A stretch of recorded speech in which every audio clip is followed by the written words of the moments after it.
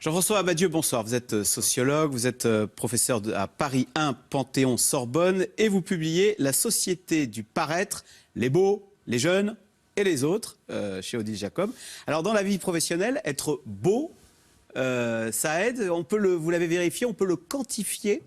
Oui, bien sûr, on l'a quantifié. Il y a beaucoup d'études dans tous les pays. Alors, tout le monde s'en doute un petit peu, mais pour donner un ordre de grandeur, si vous mettez une photo et que vous avez l'air obèse, que vous êtes une femme, vous essayez d'être hôtesse d'accueil, vous avez 6 fois moins de chances qu'une jeune fille qui serait plus mince. Pour des commerciaux, maintenant des hommes qui candidateraient en région parisienne, ils vont avoir 3 fois moins de chances s'ils sont un peu ronds. Mais bien sûr, ça peut être aussi votre visage qui va plaire plus ou moins et qui est plus ou moins beau, avec des écarts de salaire aussi. Voilà, vous dites cette phrase, c'est terrible. Pour une femme qui a du sex appeal, ça lui fait un petit surplus qui est équivalent à 2 années d'études en plus, en termes de salaire. Oui, c'est un économiste américain très sérieux qui s'appelle Amer Mèche, qui a écrit un ouvrage d'ailleurs qui s'appelle La beauté paye aux États-Unis. Ouais. Et il a quantifié tout ça. Et c'est vrai que c'est plus 8% de salaire pour une femme dont le visage serait plutôt beau. Alors, et pour un homme, c'est quoi? Est-ce que c'est le sex appeal qui joue? Quels sont les critères qui vous donnent un avantage pour, je sais pas moi, être patron, être très bien payé dans la vie? Alors, pour les hommes, c'est davantage la taille en centimètres. C'est la taille. Oui, et c'est vrai dans tous les pays, en France aussi. Alors c'est un sujet qui a été étudié très sérieusement par l'INSEE. Il n'est pas du tout anecdotique parce que pour accéder à des fonctions de responsabilité importantes, être dirigeant, même cadre, pour faire une belle carrière, il vaut mieux être un homme grand, plutôt mince, mais la prise de poids est moins gênante pour les hommes. Ce qui compte surtout, c'est la taille. Et la faute est collective parce que nous sommes tous obsédés par ça. Vous racontez que si on tape Sarkozy sur Google, il apparaît quoi? Je vous laisse terminer. Qu'est-ce qu'il apparaît? Il apparaît la lettre T comme taille. Et voilà, c'est-à-dire qu'on est obsédé par la taille de Sarkozy. Bien sûr, parce que les hommes politiques, à partir d'un certain niveau, bien sûr, les présidents, c'est très valable aux États-Unis aussi, sont comme les dirigeants d'entreprise. Au fond, il y a une sorte de standard, il faut avoir ressemblé à aux grands hommes. Et les grands hommes sont grands, comme chacun sait. Donc le stéréotype est très fort et il y a beaucoup de préjugés. Vous savez, on prête toujours aux petits une personnalité avec des aspects négatifs. C'est un souci pour Nicolas Sarkozy, oui. C'est-à-dire Oui, tout le monde le sait, il a été même assez... D'abord, il a été moqué, beaucoup, un peu, on a surfé sur les stéréotypes. Et puis lui-même, comme beaucoup d'ailleurs, s'est dit, dans ma communication politique, je vais essayer d'apparaître plus grand. Alors on joue avec différents artifices, parfois sur les photos, enfin on ne va pas refaire le détail de ces techniques. Les ouvriers de taille petite. Voilà, les ouvriers, bon. Vous savez, on essaye d'apparaître un peu plus grand, mais c'est très important, c'est les communicants souvent qui le veulent, qui disent, il ne faut surtout pas affronter ce sujet. Et quand on tape Alain Juppé, on a la lettre A comme âgé. Et ben voilà. C'est un déferlement. D'ailleurs, Alain Juppé est attaqué depuis le début sur ce sujet. Tout le monde lui demande de répondre à cette question sur son âge et sur sa calvitie. Alors, toujours, il se défend depuis le début en disant « mais j'ai perdu mes cheveux très tôt, c'est pas du tout parce que je suis âgé, c'est pas un stigmate du vieillissement ». Mais il faut rappeler qu'aucun président américain n'a pu être élu chauve, c'est la même chose.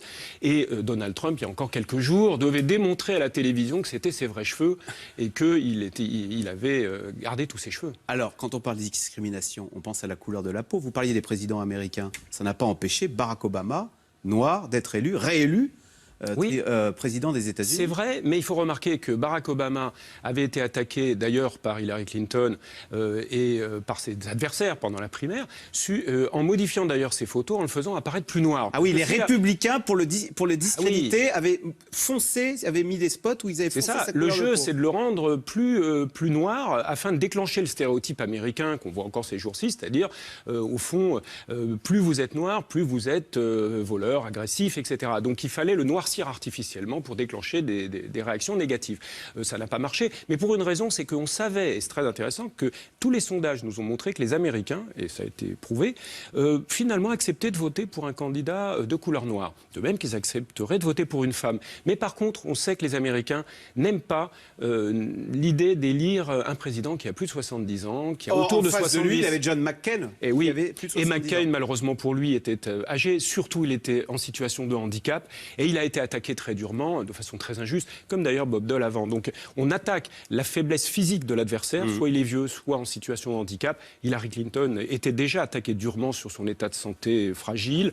Et maladroitement, c'est ça que j'essaie de faire passer comme message, les politiques attaqués sur leur poids, ils sont trop gros, sur leur taille, sur leur âge, eh bien, devraient ouvertement dire arrêtez d'être sur ces sujets. Nous sommes comme tout le monde, nous sommes moqués est victime de stéréotypes. Arrêtons de jouer à ce jeu-là. Mais ils ne le font pas, ils n'osent pas affronter ce sujet. Et alors, le physique a tellement d'importance que vous dites, il y a des têtes de vainqueurs. Des enfants, vous racontez, sont capables intuitivement de voir qui va gagner une élection présidentielle.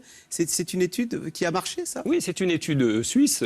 Et ce qui est amusant, c'est que ce collègue de Lausanne s'est intéressé aux législatives françaises et montre même des photos de parlementaires français. Et ces enfants de 5 ans qui ne connaissaient pas, bien sûr, ces parlementaires, ont pu déterminer le résultat des élections, des législatives, sur une série de scrutins, avec une très faible marge d'erreur. Enfin, dans les 3 quarts des cas... Mais bien sûr, dans les 3 quarts des cas, on leur a dit qui pourrait être le capitaine du bateau dans la tempête, et ils ont trouvé juste dans les 3 quarts des cas. Mais cette étude n'est pas du tout fantaisiste, parce que des collègues de Princeton aux États-Unis font la même chose, c'est très connu, et ça marche très très bien. C'est-à-dire que l'impact, si vous voulez, on l'a vérifié de multiples manières, l'impact du visage, des traits du visage d'un candidat, c'est quelque chose de colossal. On ne s'en rend pas compte. Alors, on pense toujours qu'en politique, seules les idées comptent, les programmes. Il faut songer à ces quelques électeurs indécis qui vont changer de point de vue, et oui, qui ne savent pas trop, et qui sont mal informés, et qui finalement vont changer de point de vue. Est-ce que, on sait que la pub retouche les photos pour les montrer des visages plus attrayants, est-ce qu'un ordinateur peut dessiner artificiellement le visage parfait? Oui, maintenant, on en est capable, et ces évolutions sont effarantes, je les raconte dans le livre. Le gouvernement américain a lancé des programmes considérables pour faire analyser, faire de la reconnaissance faciale, et avec des chercheurs, leur ont permis de déterminer, en faisant des enquêtes, qu'est-ce qui, dans un visage, donnait le sentiment que vous étiez beau aux autres. Ouais. Donc ça, on sait le faire maintenant, donc on sait fabriquer l'avatar parfait, on sait même dire quel est votre degré de beauté. Bon. Et surtout, ces logiciels sont aussi capables de dire quelle va être votre personnalité perçue par les autres. Le logiciel le fait. Et c'est même maintenant des logiciels qui existent déjà, développés par les chercheurs, qui vont se diffuser, vont prétendre et commencent à prétendre déterminer ce que vous êtes vraiment. C'est-à-dire que, vous voyez, ces traitements de données, ces algorithmes dont on nous parle beaucoup, maintenant vont, ou peut-être dans quelques mois, seront capables de vraiment déterminer la personnalité de chacun. Même si les goûts sont uniques, oui. Un visage peut inspirer confiance à une personne et pas forcément à une autre personne. C'est quoi les critères? Ah non, la confiance, là par contre, la beauté, bien sûr, est relative, ouais, comme chacun le sait. Simplement, à un moment donné, dans nos sociétés ou dans un pays donné, il y a bien un consensus. En moyenne, les gens vont trouver beau tel visage, moins beau un autre. Là, il y a un consensus. Mais effectivement, ça se passe comme ça. Et puis, votre un visage qui inspire confiance. Oui, la confiance. Voilà. Non, la confiance, c'est très partagé. Si vous voulez, le visage qui inspire confiance, c'est un visage de façon incontestable. C'est dommage qu'on ne puisse pas les montrer. Je donne des exemples dans le livre. Vraiment, le visage qui n'inspire pas confiance, on sait très très bien le fabriquer informatiquement. Et je veux dire, vous voyez ce visage, vous savez qu'il est fait pour un casting de film où le rôle du méchant sera tenu par... D'un mot, est-ce qu'il y a des discriminations oubliées, des discriminations dont on ne parle pas et qui sont lourdes? Oui, j'ai vraiment fait ce livre d'ailleurs pour ça, parce qu'on insiste toujours sur les mêmes sujets de discrimination et on oublie des discriminations qui sont les principales statistiquement, j'insiste là-dessus, dans les enquêtes du Défenseur des droits, dans toutes les enquêtes qu'on fait. Nous savons que par exemple, avoir plus de 55 ans, être un senior sur le marché du travail, c'est effarant quand on est demandeur d'emploi. L'apparence physique, l'obésité en particulier, c'est terrible. C'est aussi les premiers motifs de souffrance. Donc, si vous voulez, on a tendance le handicap aussi beaucoup. Donc, on oublie ces motifs très importants. Mais on ne se rend pas compte du nombre de Français concernés parce que 18% des Français sont en situation d'obésité. C'est considérable et c'est ce qu'on a tendance à oublier. Voilà, tout est dit dans La Société du paraître, les beaux, les jeunes et les autres. Merci beaucoup Jean-François Amadieu et c'est donc publié chez Odile Jacob. Merci. Restez avec nous tout de suite. Caroline Roux, c'est dans l'air. Faut-il se débarrasser de la règle des 3% en matière de déficit? Les candidats républicains comptent bien laisser filer les déficits l'année prochaine. De son côté, le gouvernement a multiplié les cadeaux fiscaux, ce qui risque de faire exploser les déficits au-delà de 3% en 2017. C'est dans l'air est intitulé 2017, promesse à crédit.